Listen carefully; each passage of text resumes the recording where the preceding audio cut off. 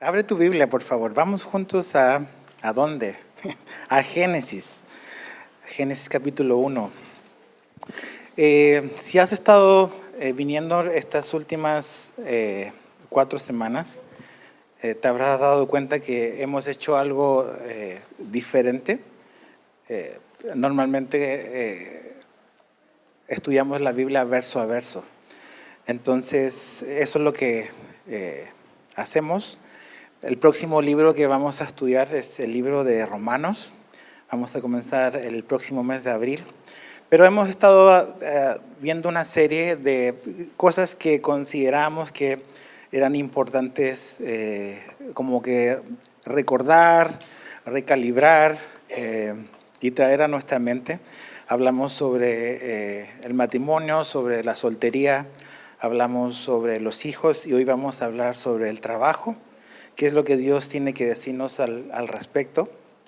Porque creo que estos 4 temas son básicamente, habla o abarca gran espectro de la vida que tenemos. Entonces, creo que es bueno, sobre todo, no sé qué tanto hayas oído cosas sobre el trabajo. A lo mejor no es mucho lo que se habla en las iglesias, pero creo que vale la pena como entender cuál es como la teología del trabajo y cómo Dios quiere que veamos esta parte de nuestra vida. Entonces, vamos a estar moviéndonos por la Biblia, vamos a leer en diferentes partes, pero espero que pueda ser de edificación para todos nosotros. El mensaje de esta tarde lo dividí en 4 partes, en 4 secciones, porque creo que cada una de ellas nos va a ayudar a entender qué es lo que Dios pensó y qué es lo que la Biblia nos dice de cómo debemos nosotros, a la luz de lo que Dios ha hablado, abordar este tema del trabajo. Entonces, no vayas ahí, yo sé que estás en Génesis, pero va a aparecer en pantalla. Quiero leerte lo que Jesús dijo en Juan 5:17. Dice, pero Jesús les respondió, hasta ahora, dice, mi Padre trabaja y yo también trabajo. Muy interesante. Dice, hasta ahora mi Padre trabaja y yo también trabajo.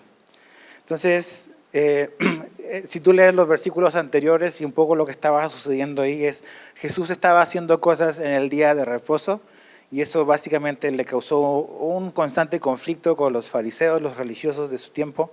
Pero Jesús dice algo muy, muy interesante, dice que el Padre ha estado trabajando y sigue trabajando siempre. Y esa palabra es lo que nos reúne hoy, trabajar. Y no solamente dice que mi Padre trabaja, sino que también dice, y yo también trabajo. Ahora, ¿qué podemos leer o qué nos dice Dios en la Biblia respecto a su trabajo? O sea, entendiendo lo que Jesús acaba de decir, que el Padre hasta ahora trabaja y que Él también trabaja, ¿qué es lo que la Biblia nos tiene que decir al respecto? Y creo que Dios hace muchas cosas, trabaja de muchas maneras y está haciendo siempre cosas. Pero una manera en la cual la Biblia nos dice que Dios trabajó es en la creación. Entonces, en Génesis 1:1 fue un versículo que cuando comenzamos esta miniserie, Alberto nos leyó desde el inicio. Y dice, en el principio Dios creó los cielos y la tierra. Y así comienza la Biblia, simplemente con esta realidad de que nuestro origen está en Dios, que Él hizo absolutamente todo lo que vemos, el cosmos, el universo, fue creado por Dios. Si tenemos un problema con el versículo 1 de la Biblia, vamos a tener problema con el resto de la Biblia. O sea, Dios no nos da explicaciones para tratar de convencernos de que Él es Dios, de que no, Él está diciendo que el mundo y nosotros, este es nuestro origen. Entonces, a partir de ahí tenemos que ir buscando las respuestas que Dios nos da. Y Dios se muestra a sí mismo y se revela a sí mismo como un Dios que hace cosas, que creó el cosmos. Y dice, si tú sigues leyendo el capítulo 1 y el capítulo 2 de Génesis, entendemos y vemos que Dios hizo la creación en 6 días. Yo sé que hay un debate, no vamos a hablar de eso, si son días literales o días simbólicos, pero dice que tomó 6 días para crear el universo. Ahora, en Génesis 2, verso 1 al 3, vemos algo interesante, te lo voy a leer.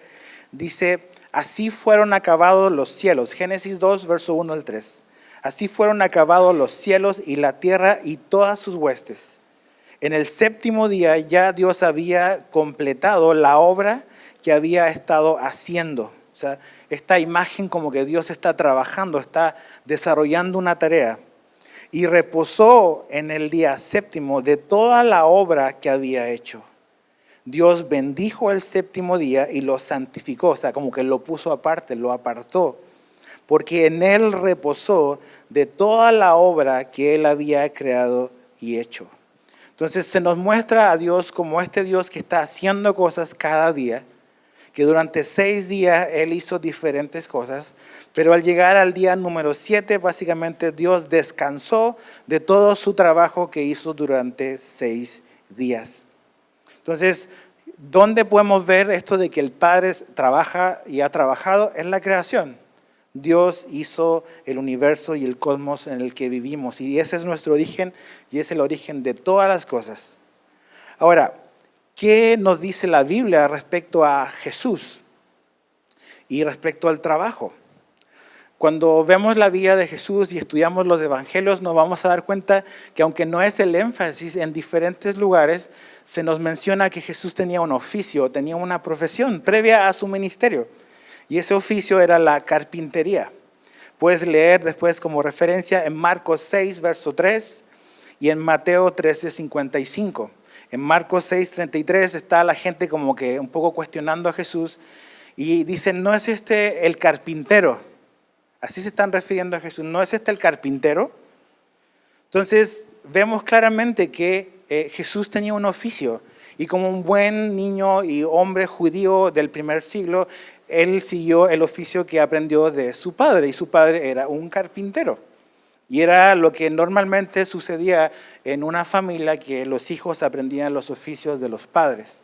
Y Jesús desarrolló este oficio, aprendió la carpintería. Interesante, trato de imaginarme qué tipo de muebles habrá fabricado Jesús, ¿no? Ese tipo de cosas a veces me hacen pensar y me pongo a imaginar, pero no nos da detalle en la Biblia, pero sí sabemos que Jesús fue carpintero. Hizo muebles. Ahora, los carpinteros del primer siglo no solamente manejaban la madera, hacían cosas con piedra y también combinaban con ciertos metales que estaban disponibles en esa época. Y Jesús fue hábil en eso, tuvo este oficio. Entonces Jesús trabajó, por decirlo de alguna manera. Otra cosa que también Jesús, donde vemos que él trabajó, fue ministerialmente. Jesús tuvo un ministerio. Jesús predicó, Jesús enseñó, Jesús hizo muchos milagros, se movió de un lado para otro. También trabajó en el ministerio. De hecho, en Juan 9:4 va a aparecer en pantalla, dice lo siguiente: me es necesario hacer las obras del que me envió. Entre tanto que el día dura, dice, la noche viene cuando nadie puede trabajar. La palabra trabajar aparece 3 veces, aunque en nuestra versión en español solo aparece una, pero la palabra me es necesario hacer, es la palabra original trabajar. Entonces pudiésemos leer este versículo de la siguiente manera: me es necesario trabajar en el trabajo, dice, del que me envió. Jesús está hablando que su vida, todo lo que él hizo, tiene que ver con un trabajo que se le asignó. Y que este trabajo que se le asignó fue asignado por su Padre. Entonces entendemos de que básicamente Jesús su vida fue incompatible con la pereza. Hay una palabra que se hizo y se ha hecho muy popular estos últimos años, que es procrastinar. ¿La han oído, verdad? Sí, todos dicen amén. Okay. Entonces es esta idea de posponer, de aplazar tareas básicamente para descansar, o como que estás ahí como que flojeando. Pero Jesús no procrastinó. Él estuvo activamente involucrado en un oficio, en un ministerio, porque esa es su naturaleza. El Dios de la Biblia, el Dios que se revela a sí mismo en las Escrituras, es un Dios que trabaja. Es un Dios, como dice Jesús, que siempre el Padre ha estado haciendo cosas. Y Jesús es igual. Nunca vemos a Jesús que como que improvisó en su día a día. Vemos que él buscaba al Padre en oración, y básicamente creemos que en ese tiempo de oración, de comunión diaria que Jesús tenía con su Padre, el Padre le revelaba básicamente la agenda del día. ¿Y cómo puedes llegar al final de tu ministerio y decir las palabras que Jesús dijo, que yo he acabado la obra que me diste que hiciera? En Juan 17:4, eso es la oración de Jesús. Señor, o sea, Padre, he acabado la carrera, he acabado la obra que me diste para hacer, he hecho todo lo que tú me diste por hacer. Todo este trabajo la he terminado. Entonces, Jesús fue un fiel trabajador en la tarea que se le asignó, en la responsabilidad que él tuvo. Él es el diseñador. Vemos que en él, como creador, está innato este asunto de trabajar, de hacer cosas. Entonces, el trabajo va de la mano y es completamente compatible con el cristianismo. La pereza es incompatible con el cristianismo. De hecho, tan es así que en la iglesia del primer siglo, Pablo tiene que escribir en una de sus cartas un cierto llamado de atención a algunos cristianos que no estaban como que tomando en serio esta oportunidad y este regalo que Dios da de trabajar. En 2 de Tesalonicenses 3:10, va a aparecer ahí la pantalla, yo te lo voy a leer. Dice, porque aun cuando estábamos con ustedes les ordenábamos esto: si alguien no quiere trabajar, que tampoco coma. Porque oímos que algunos entre ustedes andan desordenadamente, sin trabajar, pero andan metiéndose en todo. A tales personas les ordenamos y exhortamos en el Señor Jesucristo que trabajando tranquilamente coman su propio pan. Entonces Pablo es muy directo, muy claro, y aparentemente lo que estaba ocurriendo es que los cristianos en Tesalónica estaban como que con la expectativa correcta de vivir cada día pensando en que Jesús probablemente regresaba ese día, que regresaba muy pronto. Pero eso los había llevado a aplicar la teología de una manera errónea. ¿Y qué es lo que estaban haciendo? Ellos básicamente no estaban trabajando, porque pensaban que Jesús podía venir en cualquier momento, entonces no vamos a perder nuestro tiempo como que trabajando, vamos a esperar a Jesús. Pero eso los había llevado a empezar a meterse y a generar problemas con los otros hermanos. Y Pablo le dice, mira, si tú no vas a trabajar, no vas a comer. Así lo pone. Entonces, eso nos habla de que en la doctrina cristiana, en el cristianismo, el trabajo es un distintivo.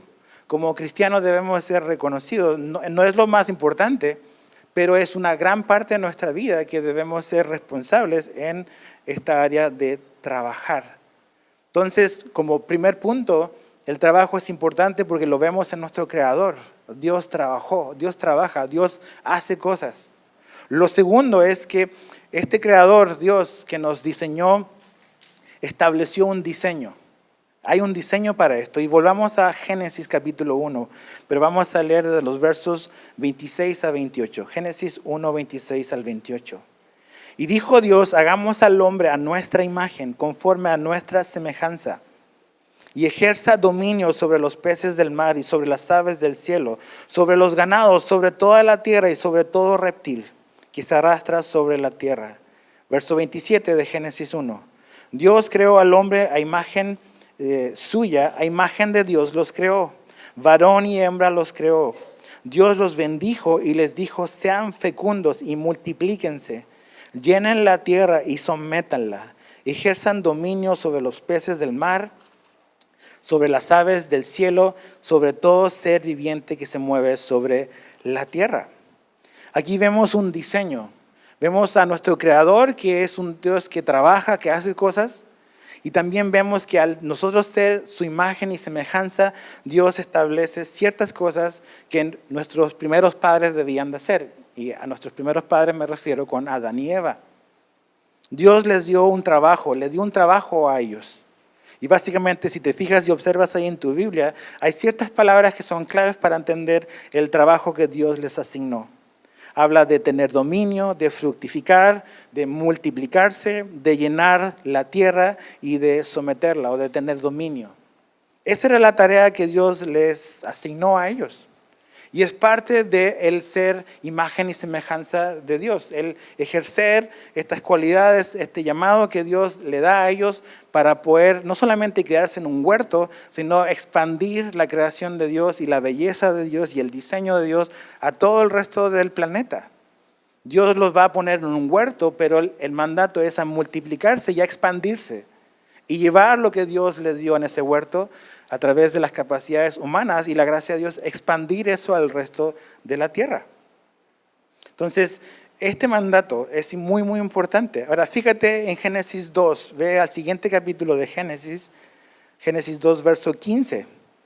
El Señor Dios tomó al hombre y lo puso en el huerto del Edén para que lo cultivara y lo cuidara. Ahí está.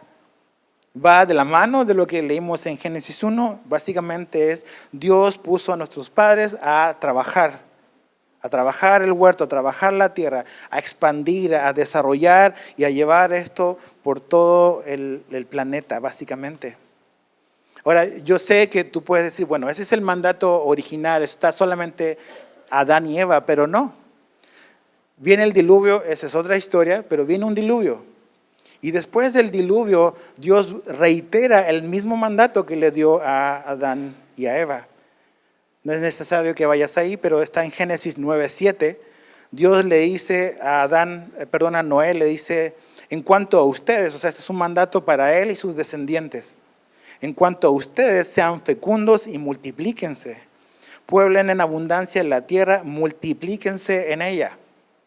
Entonces te das cuenta que Dios reitera el mismo mandato que le dio a nuestros padres, Adán y Eva, lo reitera en un mundo post-diluvio. Y ese es el mundo en el que hemos estado viviendo. Dios no cambió la orden, no dijo, bueno, eso es solamente para Adán y Eva. Lo reitera a Noé y sus descendientes. Entonces, ¿por qué es importante eso? Porque es parte de funcionar de acuerdo al diseño con que Dios nos hizo. Algo que tenemos que entender que solo Dios crea de la nada. Dios creó todas las cosas de la nada. El universo lo hizo de la nada. Tú y yo como portadores de su imagen, por decirlo de alguna manera, personas creadas a su imagen y semejanza, no creamos a partir de la nada. Creamos a partir de otras cosas ya creadas. Pero es una capacidad que Dios nos dio. Podemos crear, podemos desarrollar, podemos inventar, podemos hacer muchas cosas que son capacidades que solo tiene el hombre o el ser humano porque fuimos creados a imagen y semejanza de Dios. Si eres a lo mejor un fanático o alguien que le gusta El Señor de los Anillos, Tolkien, el autor del Señor de los Anillos, tenía una frase muy padre, decía que los hombres, los seres humanos somos subcreadores, que tenemos la capacidad de inventar mundos, imaginarnos cosas y crear cosas desarrolladas a partir de algo que ya está hecho, que es lo que Dios hizo. Entonces, el diseño de Dios, o en el diseño de Dios, Él nos dio a todos nosotros, a cada una de sus criaturas, nos dio inteligencia, nos dio fuerza, nos dio distintas capacidades para tomar lo que Él había creado, para desarrollarlo y expandirlo y extenderlo para que el mundo pudiese ser mejor y más hermoso. Dios agarró al primer matrimonio y lo puso en un huerto, pero la orden era, no te quedes en el huerto, multiplícate y lleva esto por todo el planeta. Y es lo mismo que Dios le reitera a Noé. Entonces, este asunto de trabajar está implícito en esa comisión de Génesis, de hacer cosas, de desarrollar ideas, de crear cosas para hacerle la vida más fácil a nuestro prójimo, para honrar a Dios a través de lo que hacemos. Ahora, hasta aquí, hasta este punto sobre todo muy importante, tira por el suelo un mito que a veces tiene la gente que ha creído, que piensa que el trabajo es el castigo por la caída. ¿Por qué trabajamos? No, porque Dios castigó a Adán y Eva. No, el trabajo existía antes de la caída. Antes de la caída. ¿Y por qué existía antes de la caída? Porque el trabajo es parte de lo que Dios también es. Él trabaja, Él hace, Él está ocupado, Él está haciendo cosas y creó a Adán y Eva y al hombre para que funcionen el mismo diseño. Entonces, el trabajo no es el resultado de la desobediencia. Fuimos creados, cada uno de nosotros fuimos creados para trabajar, crear y desarrollar. Y en consecuencia, ser de esa manera y mostrar la imagen y semejanza de Dios. El trabajo no es el castigo. El trabajo es un regalo que Dios nos da. ¿Ok? Ahora, yo sé que tú dices, pero ¿por qué me cuesta tanto trabajar? Ok, eso nos lleva al punto número 3. Hay un problema, tenemos problemas, Houston. Y el problema es el pecado. El problema es el pecado. Vea Génesis 3. Por eso, si entendemos Génesis 1, 2 y 3, vamos a entender al ser humano. Por eso estos primeros capítulos son tan importantes. ¿Cuál es el problema? ¿Qué es lo que le dijo Dios a Adán?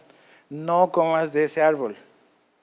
En eso está la posibilidad de decidir voluntariamente amar a Dios. Si no tienes la opción de elegir, no puedes demostrar que amas a Dios. Dios puso la posibilidad en el huerto de que el hombre pudiese decidir algo diferente. Entonces comen, desobedecen y Dios va con cada uno de ellos, se echan la pelotita el uno al otro y nadie asume su responsabilidad. Pero cuando llega a la parte específica sobre el trabajar, Dios es bien claro en que las cosas van a cambiar un poco. Fíjate el verso 17 de Génesis 3. Entonces el Señor dijo a Adán: por cuanto has escuchado la voz de tu mujer y has comido del árbol del cual te ordené, diciendo, no comerás de él, maldita será la tierra por tu causa. Con trabajo comerás de ella todos los días de tu vida. Espinos y cardos te producirá y comerás de las plantas del campo. Ok, hay una pausa. Eso de comerás de las plantas del campo, eso va a cambiar y el hombre después del diluvio va a pasar de ser herbívoro a comer carne también, ¿ok? Eso viene más adelante. Verso 19. Con el sudor de tu rostro, ahí está, comerás el pan hasta que vuelvas a la tierra, porque de ella fuiste tomado, pues polvo eres y al polvo volverás. Entonces la pregunta es, ¿por qué batallamos al trabajar por esto? ¿Por qué a veces luchamos con satisfacción y también muchas veces con insatisfacción en nuestra vida laboral por esto? Porque el pecado vino a distorsionar, vino a trastornar toda la creación. Todas las cosas hermosas que Dios había hecho, vino a trastornar eso, incluyendo el trabajo. Entonces, Génesis 1 y 2 nos dice que todo lo que Dios diseñó fue bueno, era bueno. Y el trabajo estaba presente en ese diseño de Dios. Dios le dio responsabilidades y trabajo a nuestros primeros padres. Y eso era algo bueno, no era malo. Era una bendición el trabajo. Pero con la caída de Adán y Eva, entró unos factores que no habían antes. Entró el sudor, entró la dificultad y entró el dolor a la hora de tener que trabajar.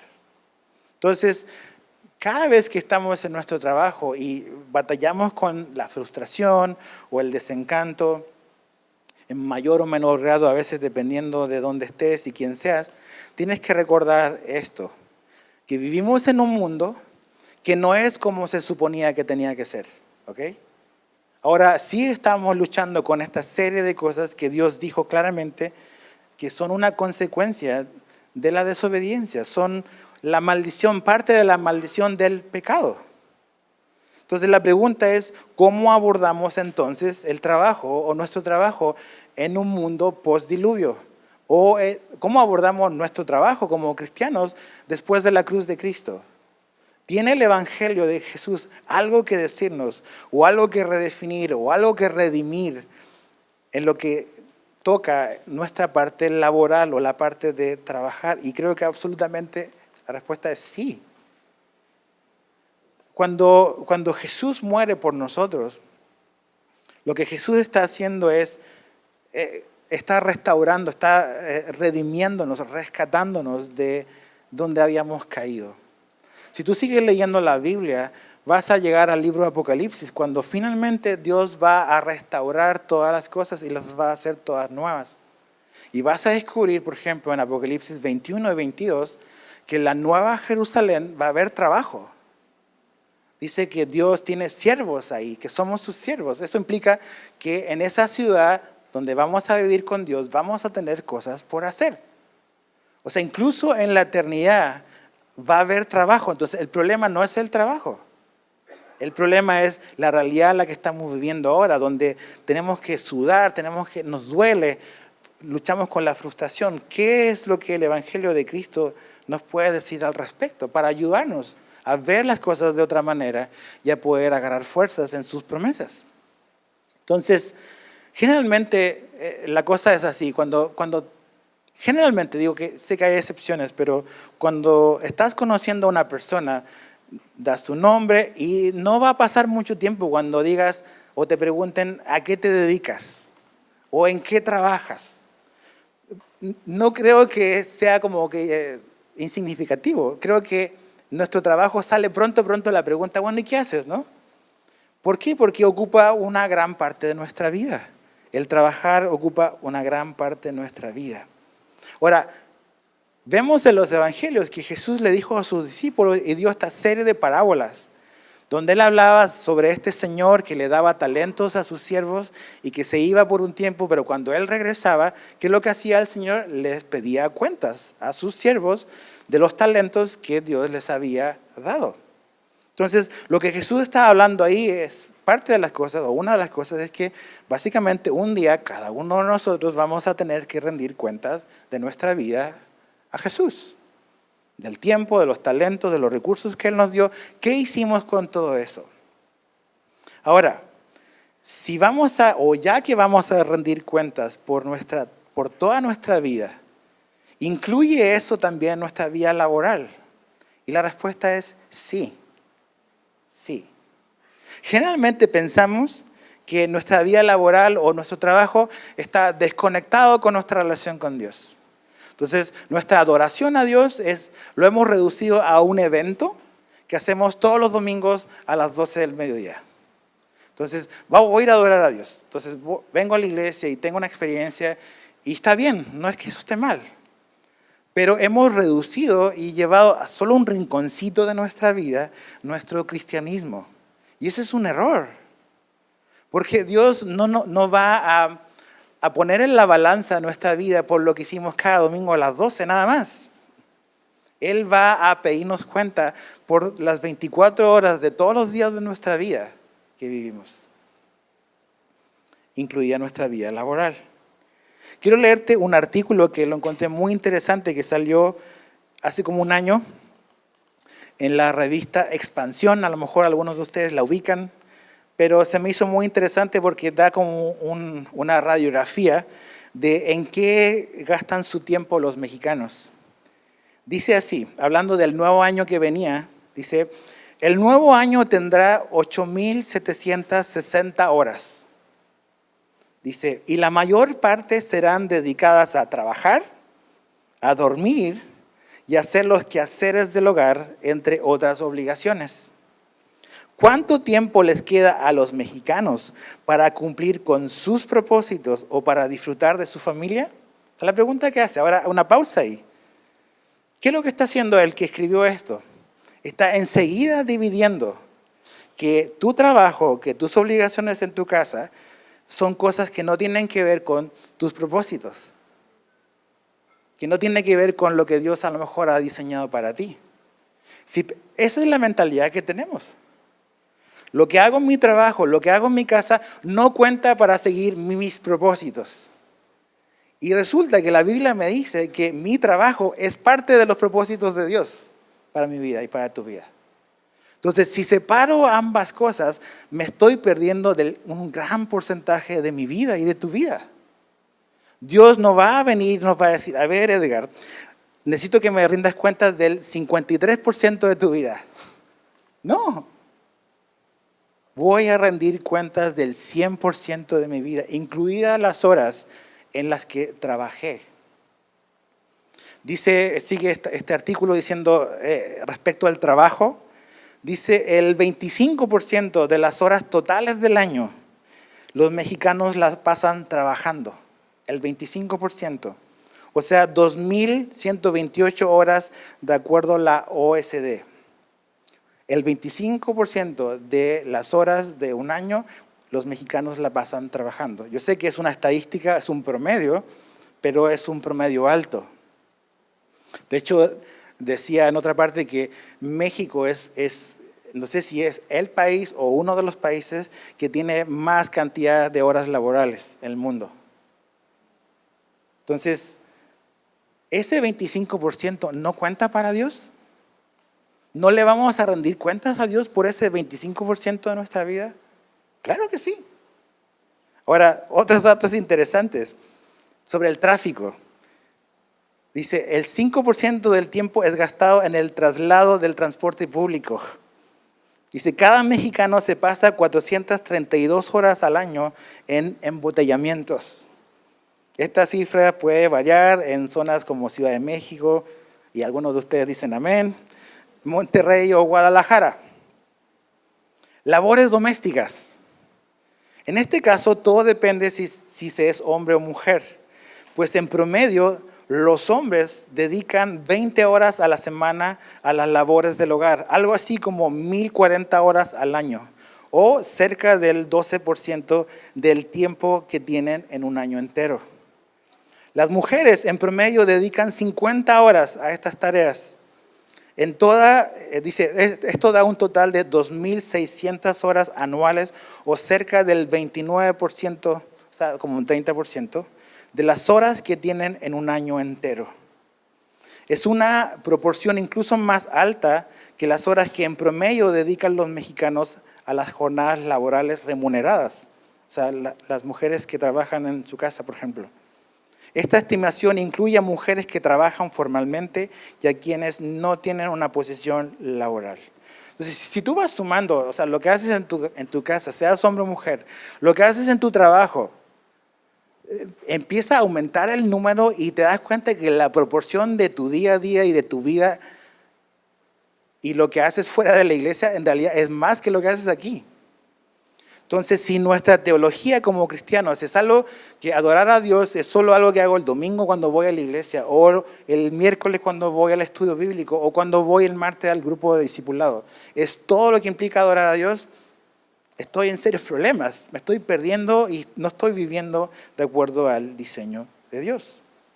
Entonces la pregunta es, ¿cómo debemos de abordar el trabajo después de la caída? ¿Tiene el Evangelio de Jesucristo algo que decir? ¿Qué hacemos con ese 25% de nuestra vida? ¿Lo incluimos o no en nuestro cristianismo o lo vivimos desconectado? Y creo que la Biblia nos dice que tenemos que incluir y ver eso como parte del todo de nuestra vida. Mira lo que escribió Pablo, 1 Corintios 10:31. 1 Corintios 10:31, Pablo dice, entonces, ya sea que coman, que beban o que hagan cualquier otra cosa, háganlo todo, ¿para qué? Para la gloria de Dios. Entonces ya ahí, el Nuevo Testamento nos empieza a dar una gran luz sobre cómo debemos de vivir nuestra vida, nuestro trabajo incluido, todo lo que hacemos. Entonces, ¿cómo debo de renovar mi entendimiento? Eso es lo que la Biblia nos llama, renovar nuestro entendimiento. Debo o debemos de ver nuestro trabajo por lo que es. ¿Y qué es lo que es? Es una forma, no es la única, pero es una forma para honrar y glorificar a Dios. Nuestro trabajo es una forma de honrar y glorificar a Dios. Eso es lo que Pablo nos está diciendo en el texto de 1 Corintios. Cualquier otra cosa, hágalo todo para la gloria de Dios. Entonces, el trabajo, ya que seas un hombre de negocios o una mujer de negocios, ya seas un doctor, un abogado, un albañil, un chofer, un chef o un zapatero. Y ese es un taller de un zapatero. Por eso elegimos esa foto. Cualquiera de esas cosas o cualquier otro oficio o profesión, lo puedes y la Biblia nos llama a hacer lo que hacemos, hacerlo para la gloria de Dios, para que Dios sea honrado a través de nuestro trabajo.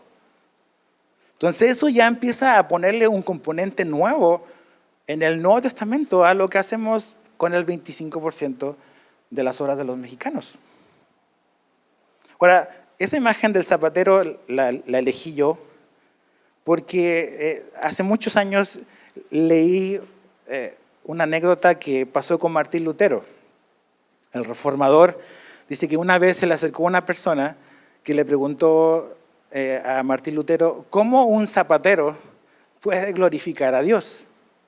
Y la respuesta de él fue de dos maneras, haciendo los mejores zapatos y cobrando un precio justo. Esa es la manera en que un zapatero puede glorificar a Dios, haciendo los mejores zapatos y cobrando un precio justo. Y creo que así debemos de pensar. Creo que lo que sea donde Dios te ha puesto y los dones y los talentos que Dios te ha dado, debes de usarlos para la gloria de Dios. ¿Y cómo se hace eso? Haciendo lo mejor posible, lo que Dios te ha dado por hacer. Ser justo, tener ética, o sea, esas cosas. Aquí hay personas en esta iglesia que son albañiles, que son plomeros, hay gente de negocio, hay gente que está involucrada con el deporte, hay gente que fabrica helados, hay de todo. Lo que sea que vayas a hacer, hazlo bien, hagámoslo bien. Hagámoslos para la gloria de Dios. Si vas a hacer helados o chocolate, haz el mejor chocolate que pueda haber. Esa es una manera en que podemos honrar a nuestro Dios, siendo así de hacer las cosas con excelencia. Es muy padre ver la vida con el filtro y con los lentes del Evangelio. Nos damos cuenta, y si piensas así seriamente, nuestro día a día agarra un gran propósito y un gran sentido. Porque, ¿qué es lo que ha pasado a veces con algunos cristianos? O nos puede pasar. Es que sabemos que un día estaremos con Dios en el cielo. Y simplemente lo que estamos haciendo ahora es sentarnos a esperar que llegue ese día. Y no estamos haciendo nada. Estamos desperdiciando nuestro día a día. Pero si pensamos que Dios nos ha puesto en este mundo para crear, desarrollar y hacerle la vida a lo mejor más fácil a nuestro prójimo, desarrollar ideas que puedan traer bienestar a los enfermos, hacer un montón de cosas. Realmente nuestro día a día va a estar cargado de momentos que son muy importantes y muy valiosos. Entendiendo de que no solamente somos luz y sal hablando la verdad, Dios nos ha llamado a compartir el Evangelio, absolutamente. Pero también Dios nos ha llamado a esa comisión que le dio a Adán y Eva y que se la reiteró a Noé, de dominar este mundo y traer bien y expandir lo que Dios creó en un huerto y llevarlo a todo el mundo. Y desarrollar un lugar donde podamos contribuir. Yo sé que Jesús va a volver y va a hacer todas las cosas nuevas, yo lo sé. O sea, ningún hombre va a traer la completa renovación a este mundo. Eso lo va a hacer Jesús cuando establezca su reino. Pero creo que cuando entendemos realmente a qué nos ha llamado Dios también, que es juntamente con predicar el Evangelio, ejercer este mandato de hacer estas cosas en este mundo, con los talentos, con ese 25% de tiempo que Dios te da en un trabajo, poder bendecir a otros, bendecir a nuestra ciudad, bendecir a nuestra nación y poder traer bienestar al que lo necesita. Entonces, muy, muy importante, donde quiera que estés, si eres un doctor o lo que seas, que entiendas que eso es parte también de tu llamado, de poder honrar a Dios. ¿Qué es lo que ha ocurrido con nosotros generalmente? Los cristianos hemos hecho esta división entre lo sagrado y lo secular. Y si has estado con nosotros por un tiempo, has oído que lo he dicho algunas veces. Los cristianos hemos dividido lo sagrado de lo secular. Entonces, si yo sirvo en un ministerio formal de una iglesia, estoy sirviendo a Dios. Pero realmente cuando vemos el Nuevo Testamento nos damos cuenta que ahora no hay una división entre sagrado y secular. Todo es sagrado. Todo es sagrado. Todo lo debemos de hacer para Dios, para el Señor. Mira lo que Pablo escribe. Vamos a Colosenses capítulo 3, versos 22 al 24. Colosenses 3, 22 al 24. Si has estudiado o has leído las cartas de Pablo, vas a darte cuenta que en general la estructura que Pablo tenía al escribir sus cartas era siempre la misma, en la mayoría. Hay algunas excepciones, pero básicamente Pablo siempre comenzaba con una parte teológica, una parte doctrinal. ¿Quiénes éramos y qué es lo que Dios hizo por nosotros? Pero sus cartas no terminaban ahí. En cada carta siempre había un aspecto práctico de cómo el Evangelio se debe de ver en nuestra vida real. Y siempre al final de sus cartas él terminaba hablando sobre cómo el cristiano debe de vivir su matrimonio, cómo el cristiano debe ser papá, cómo el cristiano debe ser hijo y cómo el cristiano debe de trabajar. Y en varias de sus cartas Pablo menciona cuál debe ser nuestra actitud con esta parte tan importante de nuestro trabajo. Y mira lo que dice Pablo en Colosenses 3, 22 al 24. Siervos, el equivalente para nosotros sería trabajadores. Siervos, obedezcan, dice, en todo a sus amos en la tierra, no para ser vistos, dice, como los que quieren agradar al hombre, sino con sinceridad de corazón, temiendo al Señor. Todo lo que hagan, háganlo de corazón, como para el Señor y no para los hombres, sabiendo que del Señor recibirán la recompensa de la herencia, es a Cristo el Señor a quien sirven. Muy importante. El Evangelio tiene algo que decirnos sobre cuál debe ser nuestra actitud con nuestro trabajo. Ahí está. Cualquier trabajo honorable, legal, que hay que decirlo, y moral. Lo legal cambia con los años, pero lo moral nunca cambia. El estándar es Dios. Entonces, si califica con eso, con legal, moral, ético, cualquier oficio, profesión, tiene que ver con esto. Se puede trabajar. Y no sé, digo, no conocemos las intenciones de todas las personas. Yo sé cuáles son las intenciones, a veces las mías, pero generalmente o a veces podemos abordar el trabajo como un medio para obtener dinero, por ejemplo, como un medio para obtener reconocimiento, un medio para obtener estatus. Pero como ya vimos desde el inicio, desde nuestro creador, el trabajo tiene un valor en sí mismo, por sí solo. O sea, el trabajo es importante porque nuestro diseñador es el que trabaja. Esta es una cualidad de Él. Y eso hace que el trabajo sea digno, porque Dios es digno. Pero la retribución económica es parte de un trabajo y la Biblia nos habla de que un trabajador es digno de su salario. O sea, no trabajamos de gratis, necesitamos vivir, pagar las cuentas, es parte del mecanismo, yo lo entiendo. Entonces, aunque la retribución económica es parte de trabajar, aquí el Evangelio nos está llevando y nos está mostrando que la máxima motivación de un cristiano, por eso habla de sinceridad. O sea, sinceridad es sincera, sin nada que contamine la motivación. Y la mayor motivación que un cristiano debe de tener al trabajar es agradar a Jesús. Agradar a Jesús. Muchas veces repite en Colosenses hablando de temiendo al Señor es al que sirven, sabiendo que el Señor recibirá la recompensa. O sea, está haciendo un énfasis en que un trabajador o cualquier trabajo que tú hagas debo de realizarlo pensando en que en realidad estoy sirviendo a Jesús, quiero agradarlo a Él. Piénsalo de esta manera. Si estás trabajando a lo mejor para alguien, o incluso si estás trabajando para ti mismo, no tienes a alguien sobre ti, debemos de traer esto siempre a nuestra mente, y es que Jesús es tu jefe. Jesús es tu jefe. ¿Cómo cambiaría tu trabajo si todos los días pensáramos de que Jesús es nuestro jefe? La pregunta es, ¿recordamos eso todos los días? No. No sé, hay gente espiritual aquí que sí recordará eso todos los días, pero los mortales no.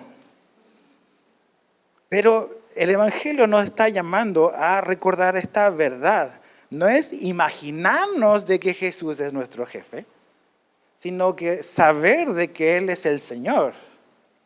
Y cuando la Biblia habla de que Jesús es el Señor, es que cada milímetro de su creación le pertenece. Cada milímetro de su creación le pertenece a Él. Entonces, mi trabajo o ese oficio o lo que sea que tenga o ese negocio, debo de hacerlo para Jesús. Para Jesús. Entonces, quizás hoy debes de reconsiderar que quizás lo que necesitas no es un nuevo trabajo, sino una nueva actitud.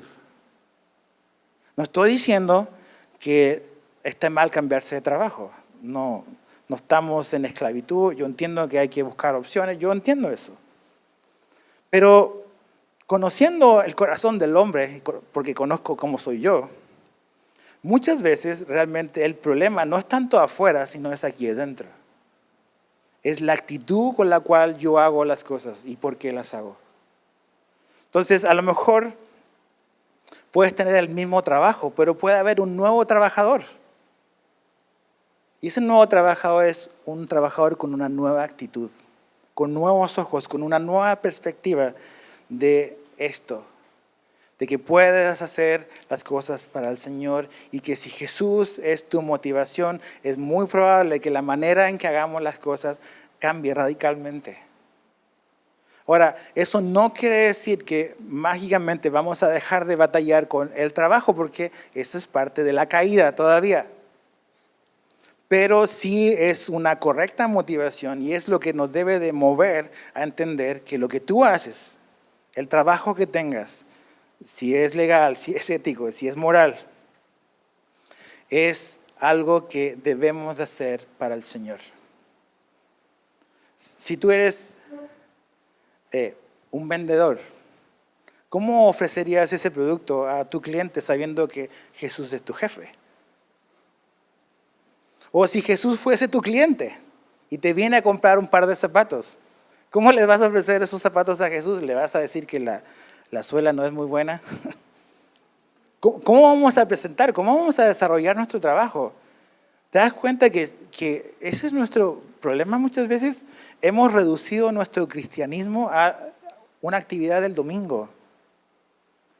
Pero realmente el cristianismo se vive todos los días, es nuestro trabajo.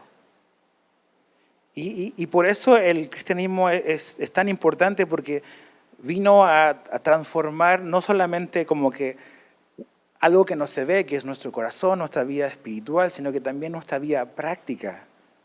Cómo los cristianos viven su vida día a día. Entonces, piensa de esa manera. Ahora, ¿qué actitud laboral, pensando en que, nuestro trabajo o a través de nuestro trabajo debemos y podemos honrar a nuestro Dios? ¿Qué actitud laboral o qué actitud al trabajar honra a Dios? Te voy a leer un par de versículos, van a aparecer en pantalla algunos. Primera de Pedro 2:18. Primera de Pedro 2:18. Dice, siervos, otra vez, la aplicación y el contexto para nosotros hoy es trabajadores. Estén sujetos a sus amos con todo respeto. No solo a los que son buenos y afables, sino también a los que son insoportables. No, vamos a editar esa parte de la Biblia porque no me gusta lo que está diciendo. Jesús nos dice que esta actitud de respeto, de mansedumbre, de bondad, de afabilidad, es para todos. Los que son buena onda y los que son insoportables. Entonces, ¿esto de qué te habla? De que vivimos y trabajamos en un mundo caído. Entonces, en ese desorden que trajo el pecado del hombre, existe un porcentaje de probabilidad quizás alta de que tu jefe sea insoportable. ¿Qué vas a hacer? No, pues me voy a vivir cambiando de trabajo. Puede ser, pero vas a descubrir y vamos a descubrir que vamos a quizás muy probablemente a tener bastantes jefes que consideramos insoportables en el camino. Porque el problema no está afuera, está el pecado del corazón. Estamos en un mundo que no está funcionando como se suponía que debía de funcionar en todas las áreas de nuestra vida, la vida laboral incluida. Entonces Jesús nos dice no nos llama primero a buscarte otro trabajo, que lo puedes hacer, pero nos llama a donde estamos a mostrar respeto y ser bondadosos, a pesar de que las circunstancias son desfavorables. Piensa un poco en esto. Muchas veces decimos, las condiciones laborales no son buenas.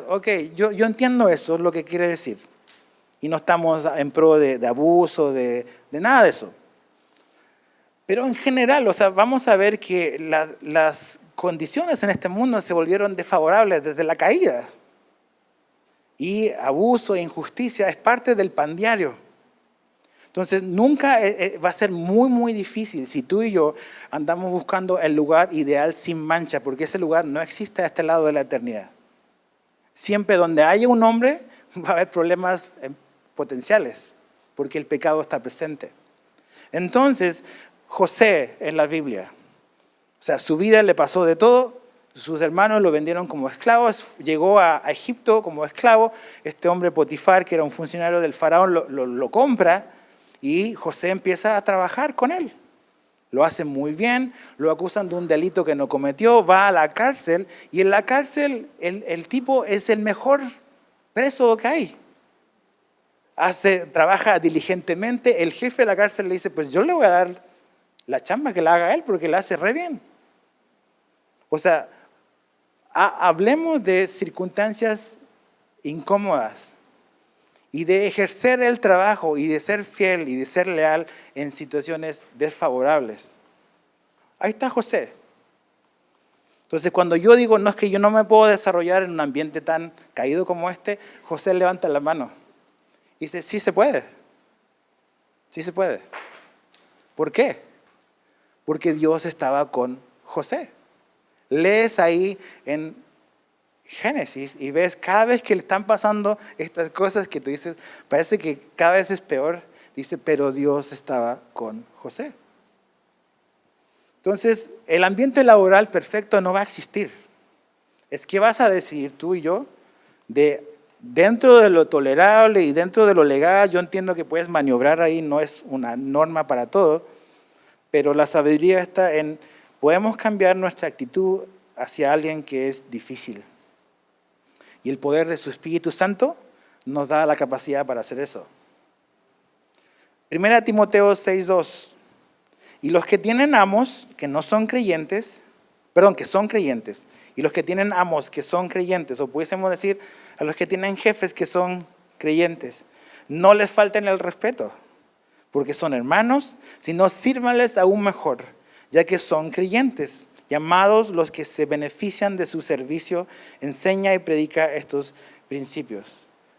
Ok, Pablo dice esto porque es muy probable que era lo que sucedía. Alguien trabajaba para un cristiano y como que tenía ese grado de confianza. Pues no voy a ir a trabajar el lunes, sal lunes. ¿Por qué? No, porque mi jefe es mi hermano en la fe, lo veo el domingo y él supo que el servicio del domingo estuvo un poco largo y estamos cansados, entonces no voy a ir a trabajar el lunes. Es mi hermano, él va a entender. No.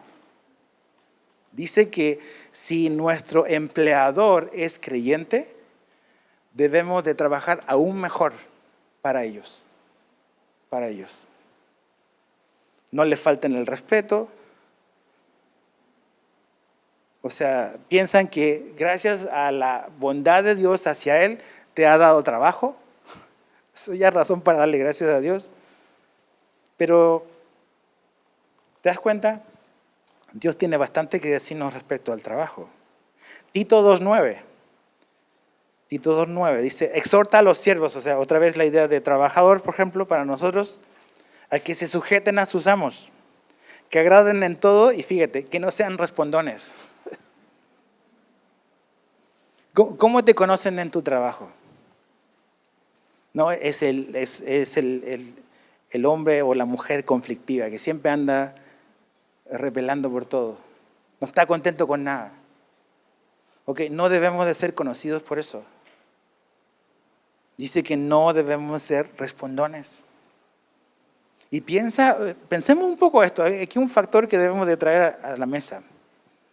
Pablo está hablando de siervos. En el mundo romano habían esclavos. ¿Okay? La Biblia no condona eso, ¿ok? Pablo dice, si puedes de alguna manera zafarte, estoy parafraseando la Biblia, búscalo, pero eso no es lo más importante, ¿ok? Si te puedes salir de la esclavitud, búscalo y lógralo, pero si todavía estás en esa situación incómoda, injusta, a lo mejor no es lo ideal, eso no nos quita de la responsabilidad de ciertas actitudes que Dios espera de nosotros. A pesar de que ellos eran siervos, ellos debían, y Dios esperaba que ellos vivieran con un estándar mucho más alto. Entonces, te das cuenta, nos damos cuenta, familia, ¿por qué necesitamos al Espíritu de Dios en nuestra vida? Lo necesitamos para todo. Para amar a tu esposa, para amar a tu esposo, para amar a tus hijos, para amar a tus padres y para ir todos los días a tu chamba. Necesitas de su Espíritu. Porque el estándar que Dios nos pide no es algo que tú y yo vamos a lograr nada más con echarle ganas. Necesitamos la ayuda de Dios, porque estas cosas no son naturales en nosotros. Finalmente, el último texto, Efesios 6, 5 al 8, rápido. Efesios 6, 5 al 8 dice: siervos, obedezcan a sus amos en la tierra con temor y temblor, con la sinceridad de su corazón, como a Cristo, otra vez el mismo principio, al Señor. No para ser vistos como los que quieren agradar a los hombres, sino como siervos de Cristo, haciendo de corazón la voluntad de Dios. Sirvan de buena voluntad como al Señor y no a los hombres, sabiendo que cualquier cosa buena que cada uno haga, esto recibirá del Señor, sea siervo o sea libre. Me llama la atención una cosa y ya. Verso 6, no para ser vistos. En nuestro trabajo hacemos las cosas, ¿por qué? Porque nuestro jefe nos está mirando. O trabajamos únicamente cuando nuestro supervisor nos está mirando, pero cuando no está mirando no estamos haciendo nada. No, de hecho, lo que yo decía hace un rato, nuestro jefe siempre nos está mirando. Jesús siempre nos está mirando. Entonces, tenemos que cambiar un montón de ideas erróneas que tenemos en nuestra mente y recordar de que finalmente el trabajo es algo que Dios nos dio para hacer porque Él es así, que el trabajo tiene una dignidad y que el trabajo va a existir en la Nueva Jerusalén. Entonces, en este tiempo, a este lado o después de la caída, batallamos, pero necesitamos pedir la ayuda a Dios para que en esta dificultad, en esta tensión que existe entre funcionar en su diseño y tener la resistencia del dolor, el sufrimiento y el sudor, Dios nos permita vivir de acuerdo al diseño que Él pensó para nosotros. Entonces, espero que esto te sirva, espero que nos sirva a todos. Realmente el cristianismo tiene algo que decirnos para todas las áreas de nuestra vida.